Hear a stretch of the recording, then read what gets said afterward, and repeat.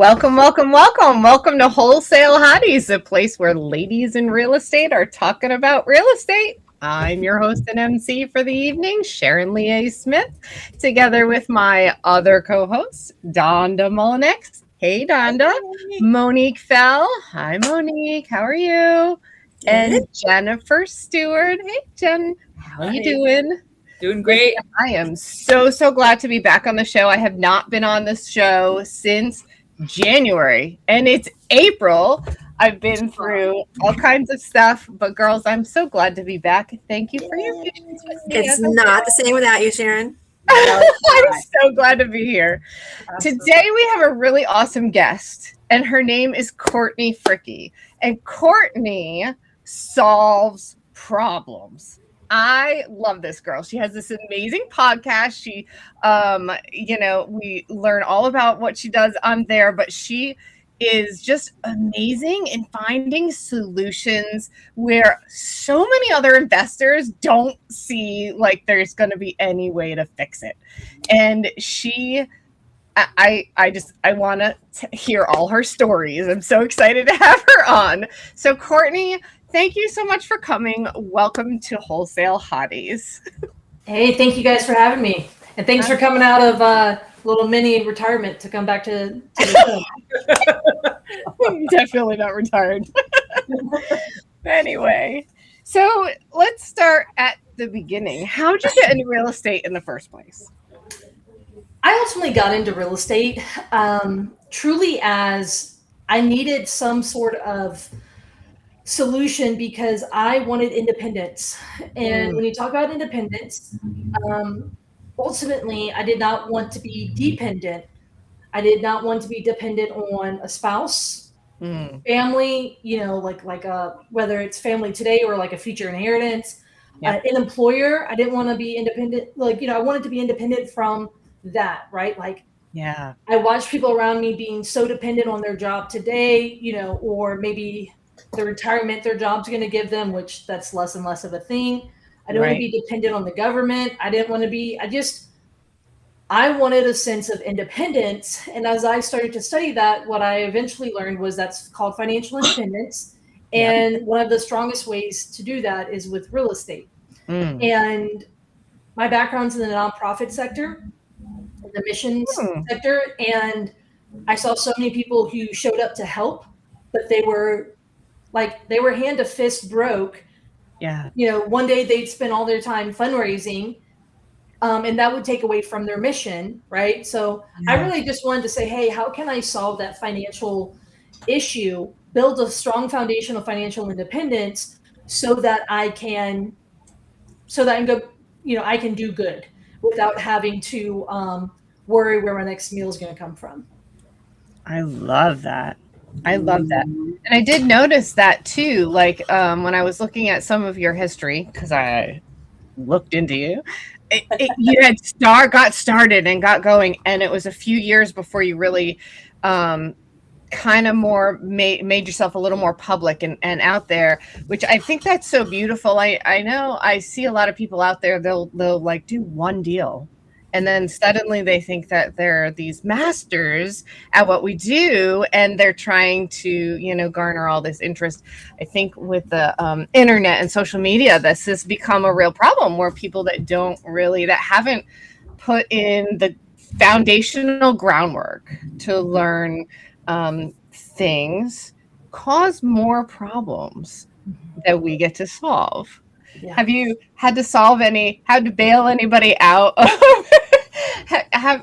Tell me a story about a problem that you've had to solve for maybe another investor that.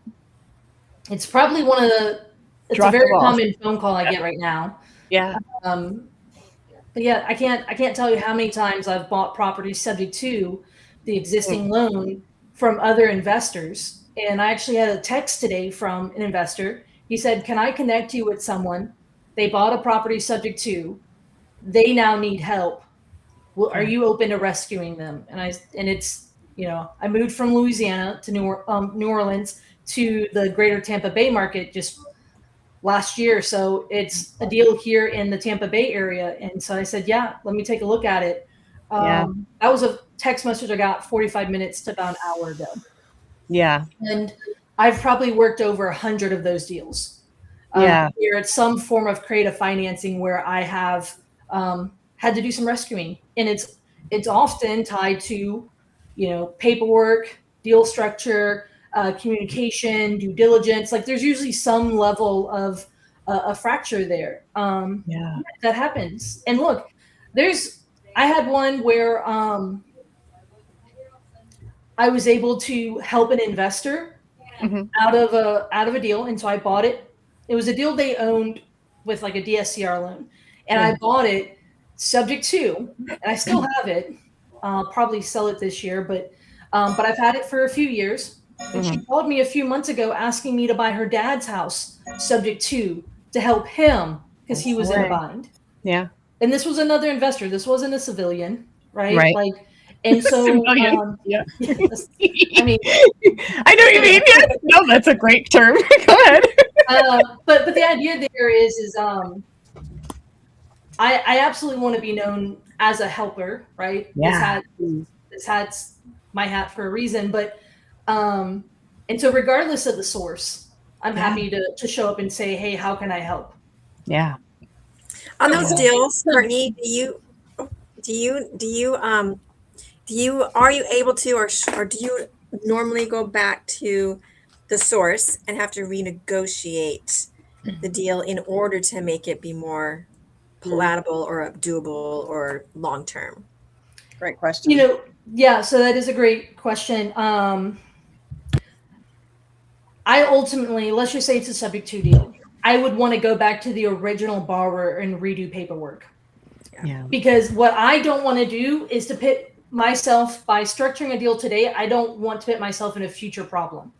Yeah. So whenever you do the deal, that is the best time to set the deal up to win, because you may not have any other chance. And so when I leave that, original deal, like basically the closing, we structure the deal, we go to closing. When I leave that, all I have left to really rely on is the paperwork. And so I'm going to want, especially for a subject to deal, I'm from New Orleans. My main portfolio is all in Louisiana. I can't tell you how many insurance claims I've had to do on subject to deals and things like that. I would never in a million years not want to have control in that way, like with the paperwork, things like that. And so absolutely, those are going to be things that I'm going to look at. And I'm going to say, hey, look, I want to basically go back to them and say, hey, this is, I'd like to carry on the situation, the solution right here, right? Sometimes it's been take out that debt altogether, depending on the situation. It just varies. Yeah. And since you are such a helper, Courtney, I have this book that you told me to get years ago, Turn Adversaries into Allies by Bob Berg. Mm-hmm. I know that you're an avid reader, and I'd like to come back to that part later. But as you describe yourself as a helper, of course, I find you to be an extreme helper in many, many circumstances over many, many different scenarios with hundreds of people. How do you maintain boundaries where you make sure that you're getting fed and not getting bled respectfully? So that's a really good question. It goes back to this idea of, so back when I used to do nonprofit work, there were plenty of people who I'd want to help, but they didn't want the help. Yeah. So I've stopped foreclosures for over a decade, right? And I have a line that I tell sellers. I say, I have the skills to help you, but I'm not going to fight you to help you. So a big part of that is I am helpful, but I am firm. And look, those early years, I got in the industry in 2014. I have rules in place that have a person's name and face to it, right? From a story, because someone. Oh, me too. Yeah. Right. Like took advantage. Right. Yep. One of them, it was an alive hoarder, and I bought a house from an alive hoarder. Yeah. After, I have to say it slow because otherwise it sounds like a whore. She was not that. Although I probably would Collector buy a of house, lots of things. I mostly just buy hoarder houses. You would need a lot of kills. But ultimately, yeah, a lot of that, a lot of cleaning products, all those things. But so does a hoarder house. Like that needs it too.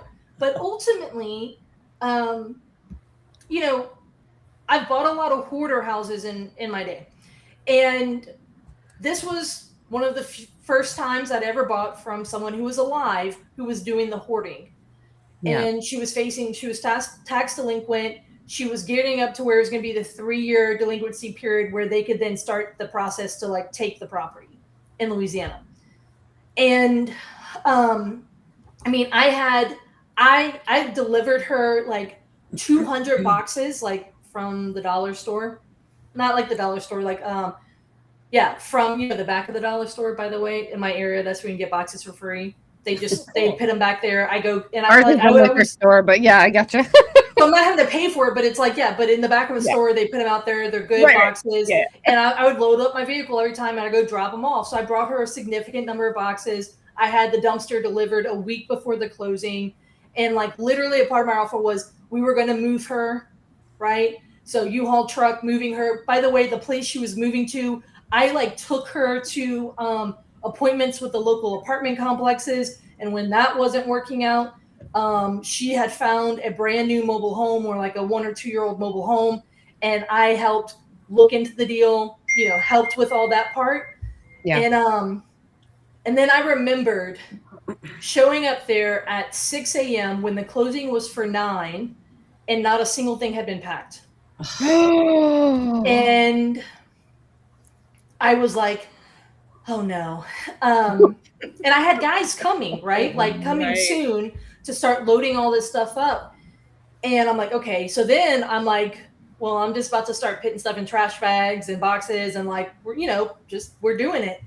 And I remember pulling, I don't know how, like logically, I don't know how this happened, but I pulled a magazine and it had mold on it. Like, again, logically, I don't know how it's on that type of surface, but it had mold.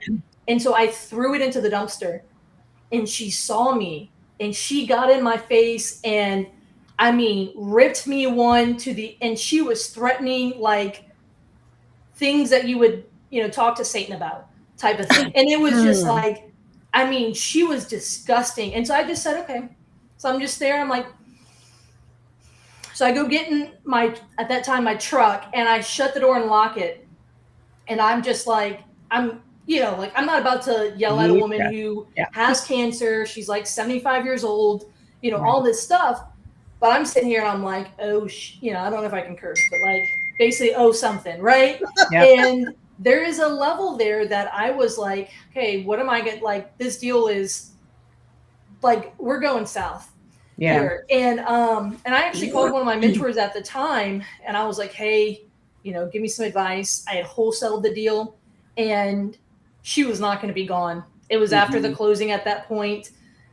And so we ended up structuring a thing where we let her stay at the property that night, but the crew was coming at 8 a.m. So like, and my guys did 3 trips to her new trailer and her new storage unit with all this stuff.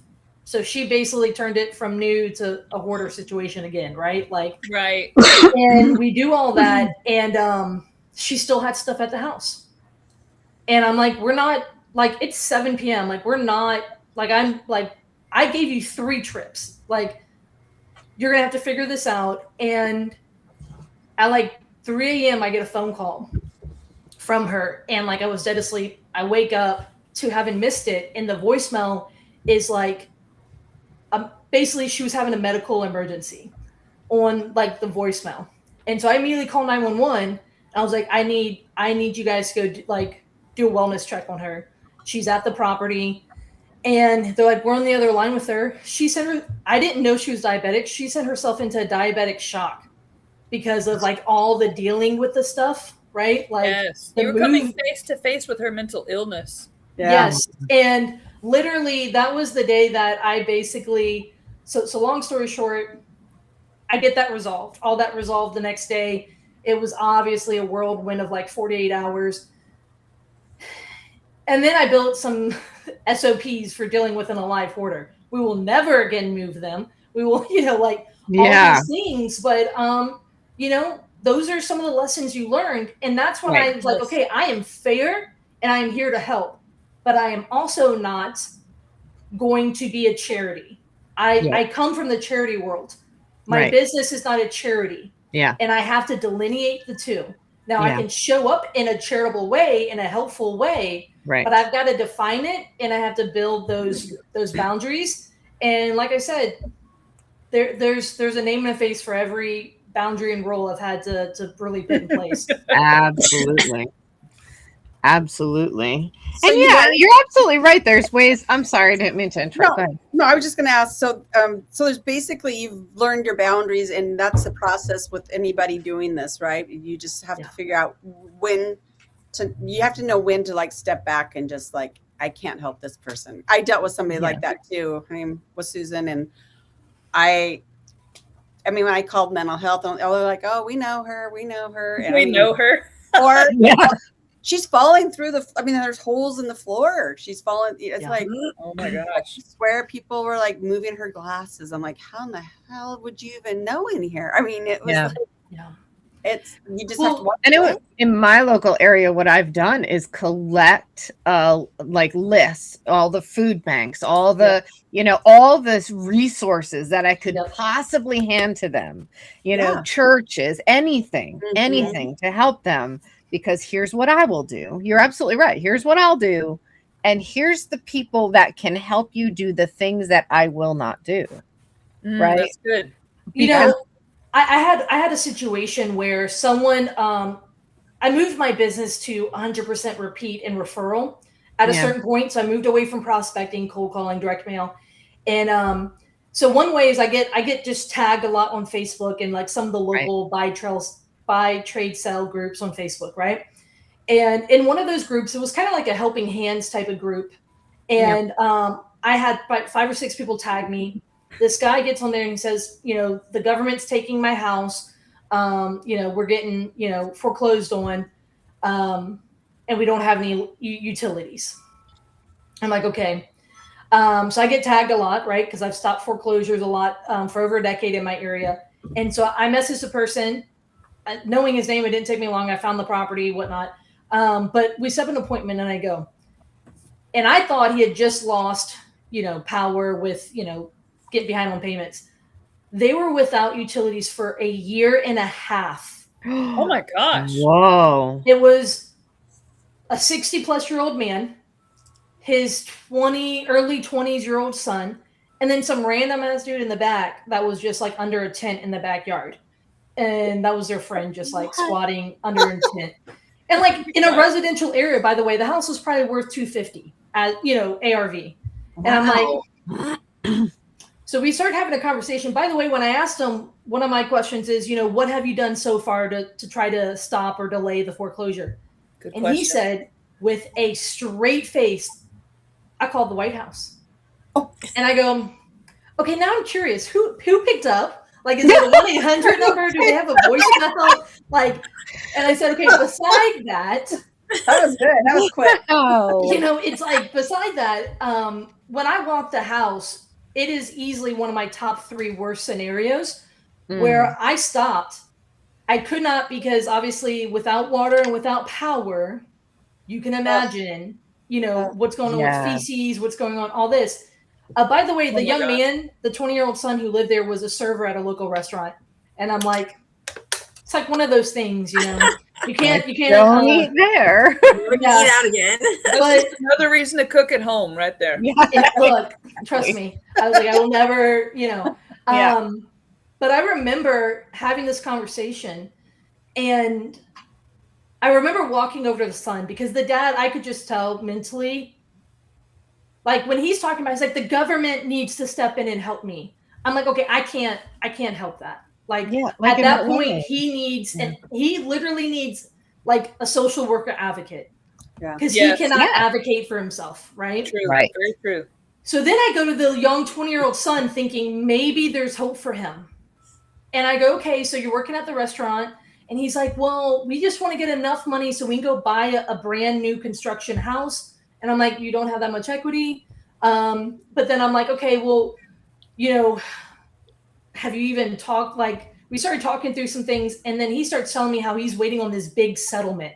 And I'm like, oh no. And I'm seeing that he, by living in that environment, has picked up on, you know, a similar mindset. And the shared psychosis is what it's called. all of that. And so I found 2 local social workers, these advocates that, you know, were willing to help. Because ultimately they did not need a real estate solution.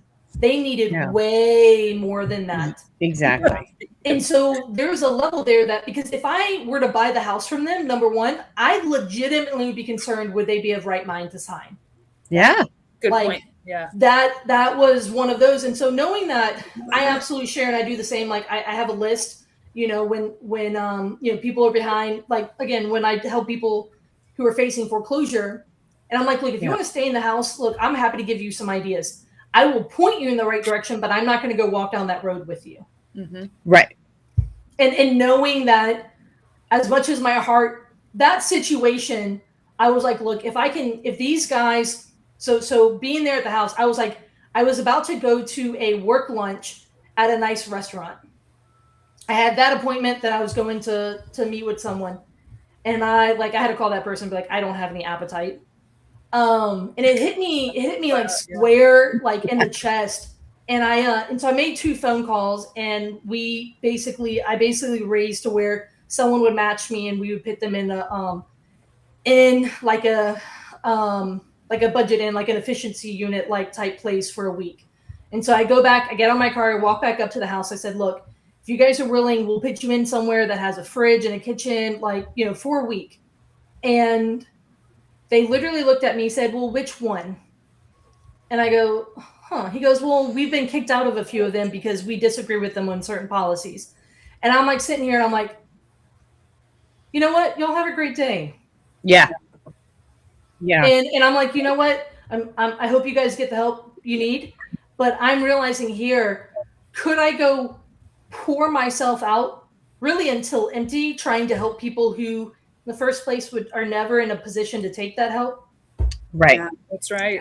Yeah, they have to be able to receive it as well. And sometimes it's their mentality, their mindset, and sometimes it's a true mental illness, you know, and they just don't have the capacity to help themselves or receive help from others. Yeah. You're absolutely right. Well, and this goes back to a very prominent real estate principle, which is, you know, like when you're negotiating or structuring a deal, just because you wouldn't say yes or you would say no doesn't mean they would. So don't think for the other party. Great tip. Same thing here. Yeah. Just because you'd be like, man, I wish someone would have helped me if I was in that position. Right. Doesn't mean they do. Yeah. You're right. Yeah. And sometimes you have to like let them figure it out for themselves. Like I know we had one gal in Florida and we were like, hey, we just would ask her questions and then she would like, well, how are you going to, you know, can you borrow money from a friend? Where are you going to find the money to stop the foreclosure? Because she'd already went through 2, what is it, when they, you know, the bank, and then she had payments. Yeah. And so the bank's like, no, we're not giving you a third shot, you know? Yeah. We're foreclosing. And so, but you had to kind of go, it took like a while to go through this process and like where she was like, I need to move. I need to find a new place to live. And once that clicked, you're like, oh God, at least she gets it. And then the house was just we tried to sell it and it just needed way too much work. So we got her hooked up with a short sale agent because she still owed too much. But sometimes you got to know that sometimes these can take a while because you are having to lead them down that road to where they're the ones, oh, I came up with this great idea. Yeah, I need to move, you know? Yeah. You know, my main mentor, he told me, he said, Courtney, you have only 2 jobs in this world. He said, you have to help other people, but also you have to ask for help. Yeah. And for some people, my job is to show up and help them. For some people, the way I help them is by finding other people and I ask other people to help me help them. Like the social worker, like someone else. Yeah. Or I help them by not giving, you know, not aiding what they're trying to do. Well.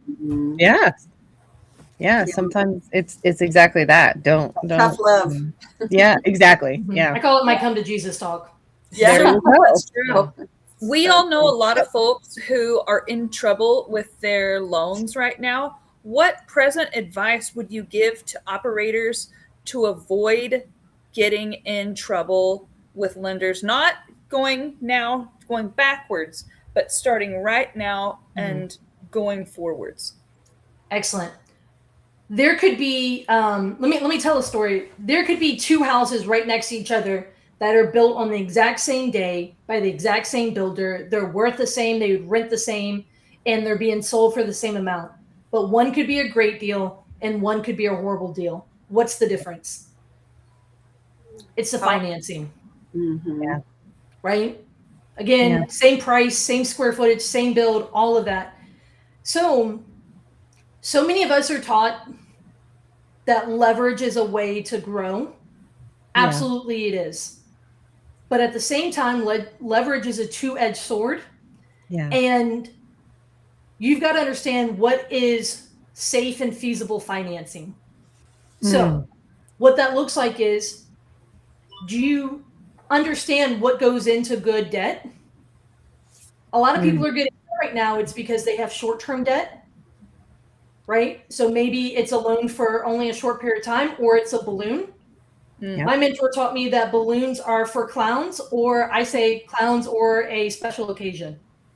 They should not be, if you want time to move by fast, put a balloon in there, right? Because it will. You blink your eye all day, right? So, but that forces you to be a great deal maker on a number of occasions with things that are outside of your control, like the market. So right now, I would rarely do a balloon less than 3, 5, or 7 years, somewhere in that range. Because the last few years, man, imagine if you had a balloon that's a 1-year balloon or a 1-year loan with a hard money lender in this market where it's taking longer than that to do certain deals, right? To get them stabilized and rented, or to get them sold, or whatever. So being mindful, right? Be careful with giving personal guarantees on, for example, everything you have. I got a phone call from someone who was looking at lending to someone, and a private money lender, and that person was only giving a promissory note. They were not giving a mortgage or a deed of trust. And so it was an unsecured loan. And I was like, red flag, red flag, red flag. Yeah. Ultimately, you also want to look at your leverage point, right? Meaning your cumulative debt to value. So loan to value, if you've got a loan at 70%, the property, 70% of what it's worth. If it's worth 100 and you have a loan for 70, well, you've got a 30%, margin there. But in the creative world, we deal with low equity stuff. So when I deal with that, I look at my portfolio loan to value. And I say, hey, I'm not trying to over leverage when it comes to my entire portfolio, because my mentors, who I respectfully call the gray hairs, are guys who've been investing from 1965, 1973, and 1975. Nice. They're the greats. They speak to me often about this concept of defense, but how they use defense is also with their financing. Yeah.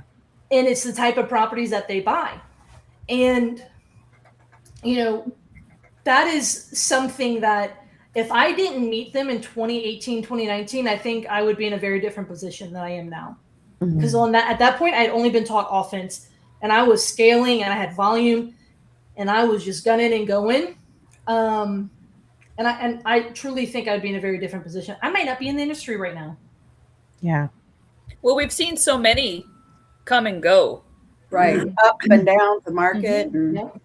So many operators come and go, and you're still here, Courtney. So what were some of the things that you did to put that defense in place? Thinking of one deal specifically. Yeah. So thinking of one deal specifically, I know you have I want to give a good, okay. So I bought a house in December of 2023, subject to a 3.125% loan. in one of the best neighborhoods in my target market. Like I'm talking, when I went to high school, this was one of the neighborhoods that my sister's friend, you know, our friends lived in, right? My mom's best friend lived in this neighborhood. And so much so that I recognized this house that when I looked through title, I saw that it was owned by one of my sister's friend's parents.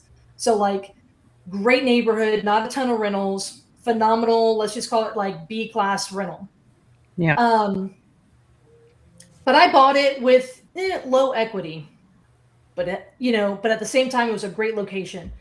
And at that time, because when I looked at, buying it subject to debt is inherently risky because of some of the nature of it, right? And so when I looked at it, I said, I don't love doing low to no to negative equity subject to deals, but I made an exception for this one because of the location. Mm-hmm.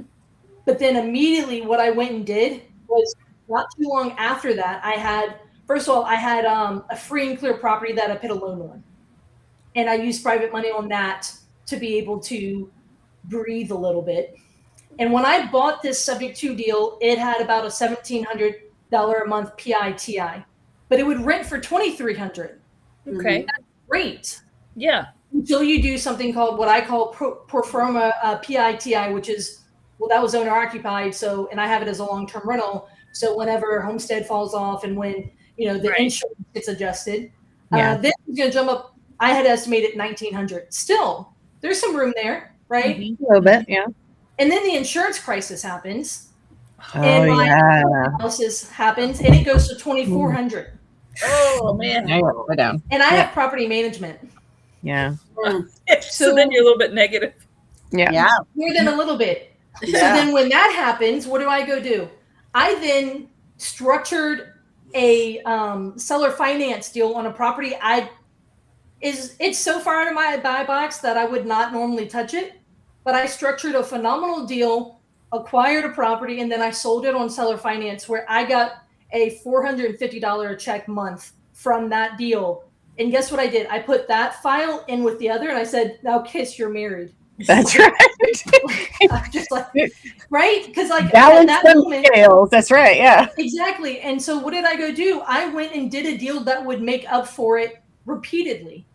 And so what does defense look like? It's knowing I've said no to a lot of deals that I did not want to risk my portfolio for because of those elevated risks. And then I said, okay, for the ones I have made that exception for, I've immediately gone out and put in the work to, again, balance those scales. How many doors do you have currently?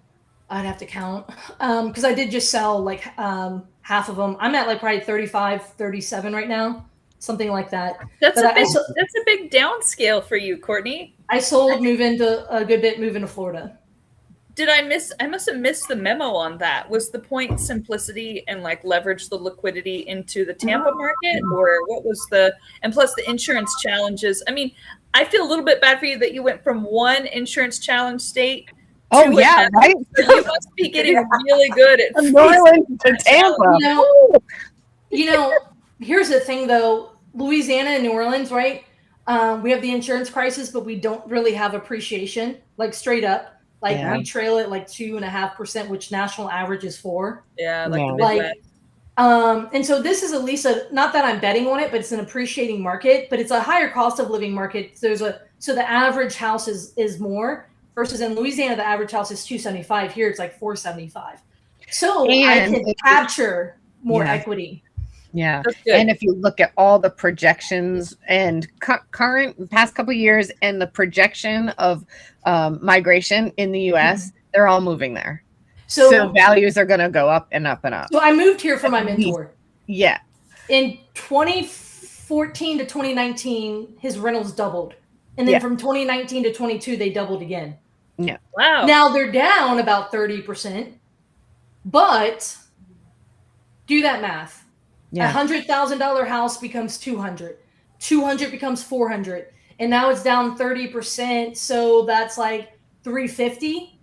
Yeah. Right. Whatever. You're still winning. 330, whatever that number is. You're still winning, right? Yeah. Oh, yeah. In New Orleans, it was like a death by 1,000 cuts. And so, yes, it's hard. Right. But you know what? I believe I can get a good return on my skills here in a way that I haven't seen in Louisiana. So I'm not trying to go where there isn't a challenge. Sure. I even told my spouse, I said, if the only house we buy here is our primary residence, we're going to do well. Yeah. But like, that's not the case. But That would never be you. I mean, the way I could never, within 2 hours of us moving here, I was already talking to the neighbor about their house. And so I got, anyway, but yeah. It's in your blood. I know. That's Well, funny. you're one of the most seasoned deal makers that I know. And a lot of us here, I mean, between all of us, we know thousands and thousands of operators. And you're definitely in my personal few thousand, top 10 operator in terms of sophistication, as well as volume in terms of what you're capable of. That doesn't mean that's what you execute, but that's definitely what you're capable of. And something that's very memorable about you for me is, in 5 minutes, can you tell us about the mobile home park that you stabilized at one point and kind of what that taught you? Because that was a very salient story for me in terms of what it taught you and how that kind of propelled you to further success. So there's been a few. So I've sold all my mobile home parks at this point. So I'm thinking you're talking about the one that I bought. The first one where you were like as a worker basically, and then yeah. So when I bought that property, by the way, it came as a referral, and so I structured that deal. And if I wouldn't have gotten a great deal on the front end, again, I would be so much in a more like a hurting position, because ultimately with that deal. That deal taught me a lot of lessons. So I bought almost an entire city block. It had single families, it had commercial, it had the mobile home park, things like that. The issue is, as a deal maker, as someone who my biggest strengths are in living rooms and on the phone with people and structuring deals, raising money, all of that. This was a value add, commercial project, right? Yeah. That deal. So I brought on a partner to start with, and their role was supposed to be that. And then it didn't really work for them. So then I bought that partner out. Like, we just did a trade out of one of our other deals. I said, well, you go run with that one, I'll keep this. And so then I went looking for another partner, and I picked with someone who, again, had experience. This one was someone who had experience turning them, that they could run it, because I needed to not. I was there at that park often, and I needed to not be there because it was taking me from these other deals, like structuring deals, finding deals, doing deals. So I brought on a partner who would do it. And, I had already bought the deal with long-term private money. That was my private money lender. And then I ended up, Jen, I don't think you know all this stuff, but no, I think you do. Eventually, we got to the point where we got pushed back from the city and the partner wanted to quit.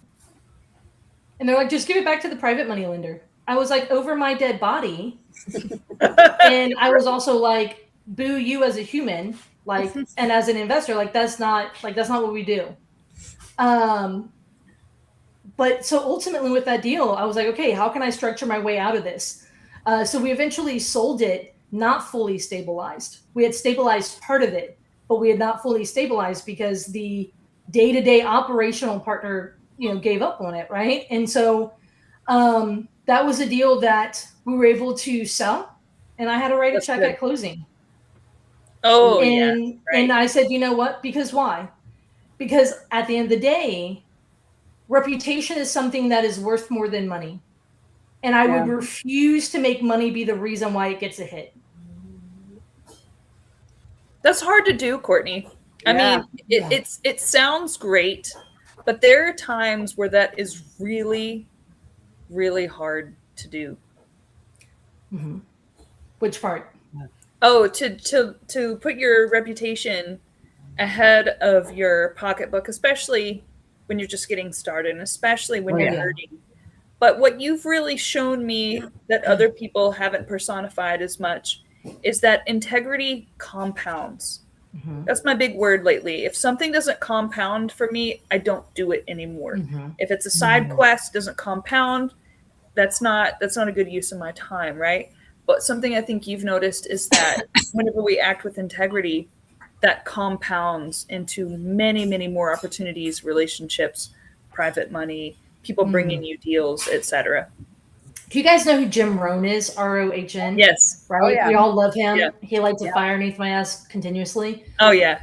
He said something, and it was actually on the front of my phone for like 2 years. Yep. He said, success is not a one-off event. It is basically a daily compounding of decisions. In the same way, failure is not a one-time event. It is the compounding of decisions over time. Yeah. And so keep that in mind, that like a huge part of what happens, again, it's not one catalytic event, right? There's these little decisions that led us there, right? So think of us as like, I don't know, like a car going down the street, and it's like a little shift of the steering wheel that takes us, instead of the destination we're going to, it takes us where we weren't intending. And those little decisions matter. It's things like, hey, I really need to have a hard conversation with someone, but I don't want to do that. And I'm just going to hope that no one notices. Yeah. Yeah, right. That's a little shift. That's like a little bit more than a shift, but right. And so it takes you where you don't want to go oftentimes, right? And so none of us are immune to deals going south. No one is immune to it. No. But at the same time, what does that defense look like? So as my deals, like some of my rentals have gone from cash flowing very well to cash flowing less, break even, or negative. Well, how have I been able to survive that? Part of that has been equity in the portfolio and my ability to access it. So with private money, things like that, safely. It has been deal making, right? Like when I went out and did that deal that led to the seller finance that would help the other one, right? Right. Or it's just been flat out cash in the bank. Yeah. And people don't like talking. That's not sexy. That's not sexy. It doesn't sell. But at the end of the day, you want to know what kept helping me swim in a difficult market? It's those things, but also hope. Yeah. And it's hope that, number one, that bad markets end eventually. Amen. You might be in the thick of it, but like eventually it ends. Yeah. But then also know this, like, and I mean, I moved here to be every day with a guy who's been investing since 1965. He's considered, he's like the Warren Buffett of creative finance. And this guy, like, has seen so many different markets. And I'm just like, yes. The reminder here, if I didn't have the mentors who've seen a lot of the ups and downs, one of my, Leon Johnson told me one time, I was just getting so frustrated with like, just in general with my efforts. And he put his hand on my shoulder. He's one of my top 3 mentors, Leon Johnson. Jennifer, you know him. And Sharon, you know him too. Yeah. But Leon, he said, Courtney, give your efforts time to compound. Yeah. Mm-hmm. I know right now it's tough. Like I know you're in the trenches, but give your efforts time to compound, because on the other side of it, you'll be glad you stuck with it. Because when we quit too soon, we lose out on a lot of the benefits. Yeah. Yes. And that's what I'm trying to, remind myself, like, hey, the market is difficult, but bad markets end. They always do. Yeah. And I want to let my efforts compound versus cutting them off too soon. Yeah. So what would you say for somebody new wanting to get involved right now with this market so all over the place? What would be some advice for them? Yeah, absolutely. You want to think with both offense and defense in mind, because one of our jobs as investors, we have many of them, but our goal here is to build wealth for our family, right? Like and for ourselves. But at the same time, one of our roles is risk analysis. And so that's coming in with that defense one, right? So it's like, yes, we want to buy. We want to leverage, grow, scale. But at the same time, surround yourself with the wisdom that says both. Yeah. Because at the end of the day, I think most people would do well to get to their first 5 properties. So when you say risk analysis, what are like some of the top things when when a deal comes to your inbox, right? Or you have a seller that approaches you, what are your top things that you recommend or would kind of require so to look when at? we look at a deal, we're taught to say, hey, how could this go right? What is it worth? What does it take to fix it up? What would be that equity? What would it rent out for? What would be that cash flow? The loan that I could get, what does all that require? What's the return on cash, the return on investment? But we don't often talk about, well, how could it go wrong? Right. And so by looking at those and say, not as a let me live in fear and not do anything, but let me just take a look at that. One of the best pieces of advice I ever got was, Courtney, when you do a deal, stop and analyze that deal. What went well? What do you wish you would have done? What would you not do again? If I would have done that, so not only analysis on the front end, but on the back end, I would have, when I got into the point where I was just looking at knocking out the reps, I deprived myself of that analysis, which means I also deprived myself of also calling out bad habits because I carried them into the other deals. And I'm like, well, dang, I wish I would have not. And so part of that is there's wisdom, in having a host of counsel, right? And so at the end of the day, part of that is saying for new people, when you're learning, part of what you want to learn is you want that level of balance, right? And so that's one of those pieces there. Courtney, whenever you sold all those properties, did you get hit with a massive tax bill? And if so, what were some things that you did to maybe mitigate that? Because I know you're too smart to just let taxes sit unmitigated. Also, I would say I'm religiously against taxes, so there's that part too. It's a religious objection, not just a logical one. So part of that, yes, some of them. Now, granted, I got in the business in 2014. I didn't start keeping rentals till like 2018 because I was wholesaling and flipping everything, so I deprived myself of the benefits that time gives. Mm-hmm. And so more than half of the benefits of real estate I was not capturing because I was selling so early on so many of my properties, right? With the wholesaling and flipping. Right. So first of all, I hadn't owned a lot of them. New Orleans doesn't appreciate a ton. So it's not like my properties doubled. Gotcha. So okay. Yes, I had tax hits, but like something that was easy to wipe out. Like literally I bought a commercial property 2 weeks ago that like, if I just do a cost cycle on that, it'll wipe out the most of it. So there's a level that, there's a level that I was in a market where between timing and appreciation, it wasn't one of the biggest hits. So it didn't take a lot of planning.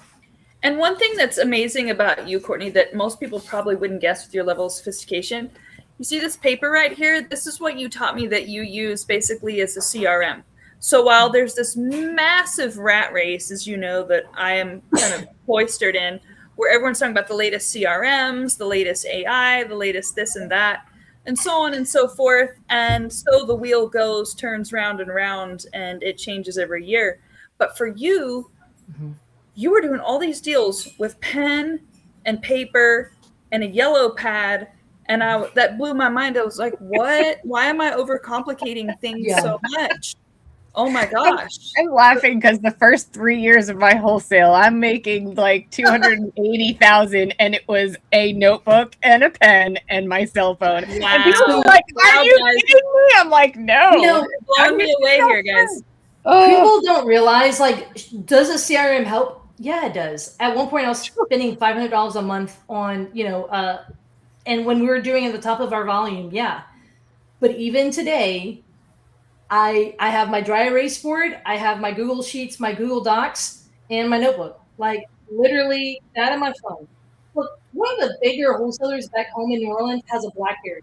By the way, it's not a cell phone anymore because, like, that's not really a thing anymore. He buys them off of eBay when it dies because that's how he does his deals. He just sets appointments on that, talks to sellers in that or whatever. Wow. Like, there's a level there, like, do what works for you.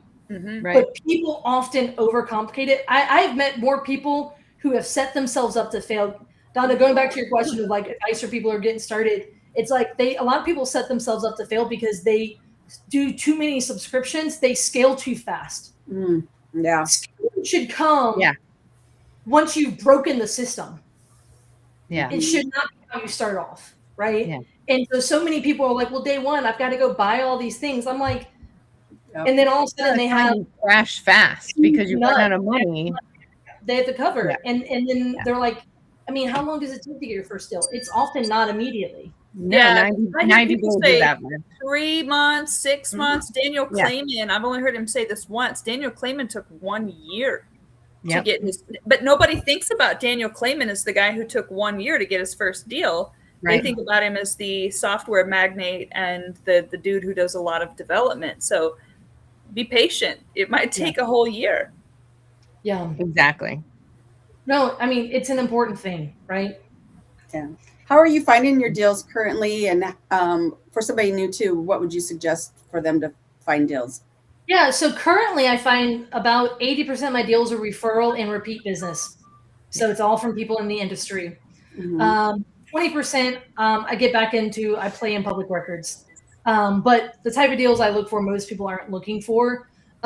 This is me just being hyper curious. And so then I go play deep in public records. So that brings something up. Tell me about clear title resolutions. Yeah. So in 2017, when I was doing wholesaling at volume, how many of you guys know you do deals and you've got the seller on board, but you got a buyer, and then all of a sudden something comes up with the title issues and they're like, this ain't closing until this gets figured out.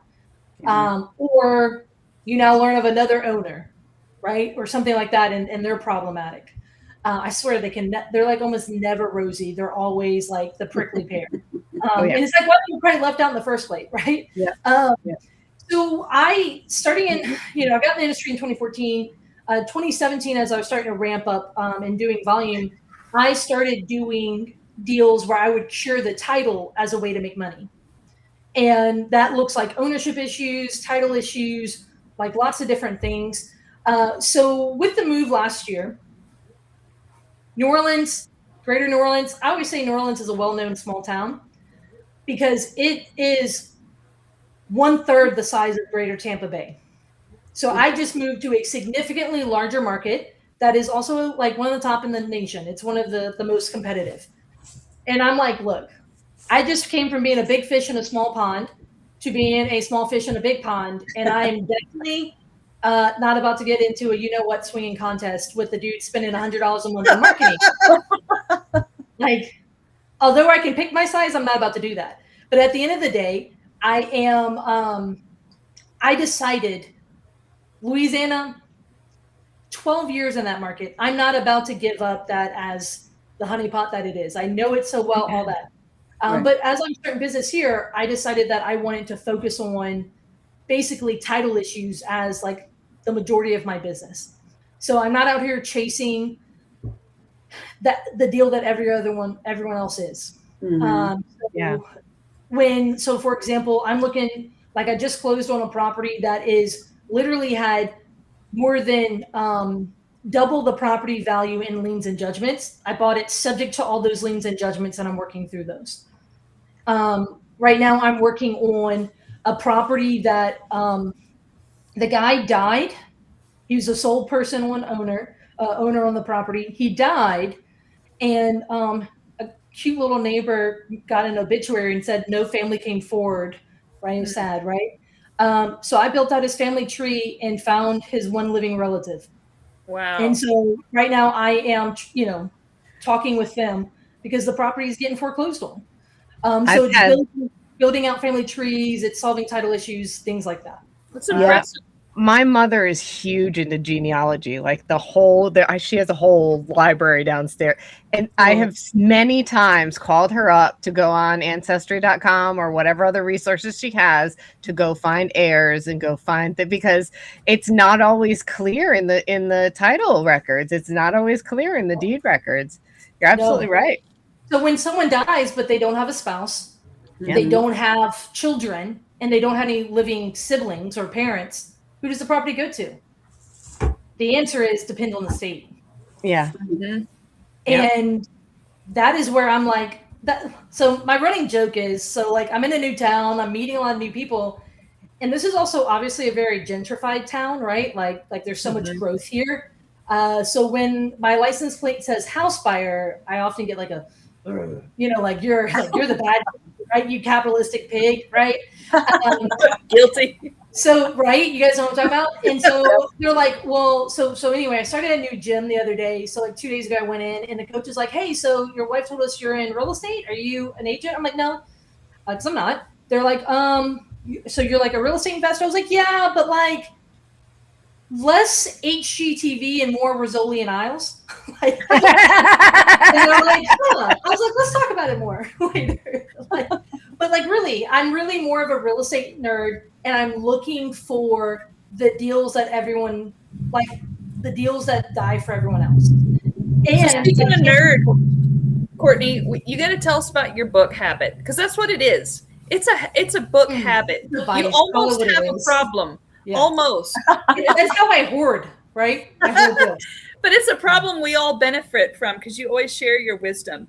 So how do you make so much time to, number one, read books, and number two, does your wife have a book budget for you that's like a line item you cross? You're gonna be in trouble. So for those who don't know, I have over 3,000 books, and that's after thinning them out from a cross-state move. This is not them. Yeah, I have like 7 in over there in another room. How do I make time? I don't think of it as I need to be reading X, Y, Z. I think of it as a study. So it is a resource that's constantly at the tip of my fingers, that if I'm at an impasse on something, it's what I go to overcome a problem. So again, think of it as a library, as a study. You don't think of your local library as, I need to read everything that exists here. You think of, well, when I need to go learn about something or do something, I pull from it, right? Yeah. Right. So number one, I think of it as such. I've probably read 40% of my library, and I used to read 60 books a year, but I stopped because I saw that I was hindering myself by overindulgence in information. And so then I pulled back to now where I study more than I read. And so that's had to been a shift that I've had to really make. And does my wife have a balance? A book line item? No, the business does. And because at the end of the day, the majority of my books are nonfiction related to real estate. I've been buying a lot of law books and stuff like that. So anyway, but yeah. And how do you keep the dogs away from the books? Because back when I had a dog, it's often that would end up with little chew marks. Oh, dude. Knock on wood, my little angels are angels in this department, thankfully. Awesome. Well, with that, we are at the top of the hour, and it always goes so fast. Yes. Courtney, thank you for coming on. Sure. If anyone needs to reach you, they should go to CourtneyFricke.com, and that has every possible way to reach you that I could find. I just got her on here. I love it. Yeah, CourtneyFricke.com really is like the way that, like, I gave up on a website a long time ago. It's literally a link tree that points you to all my socials, my podcasts, book recommendations that I have on there, things like that. But ladies, thanks so much for having me on. It's been a good conversation. Absolutely. We love it. You can stay after if you want, Courtney, if you have a few minutes. No, I'm happy to do so. Okay. All right. Great. Good night, ladies. Good night. Good night, everyone. Bye.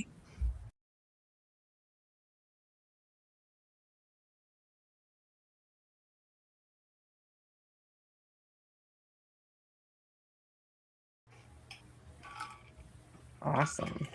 That flew by. Oh my gosh. It always does. I know. Yeah.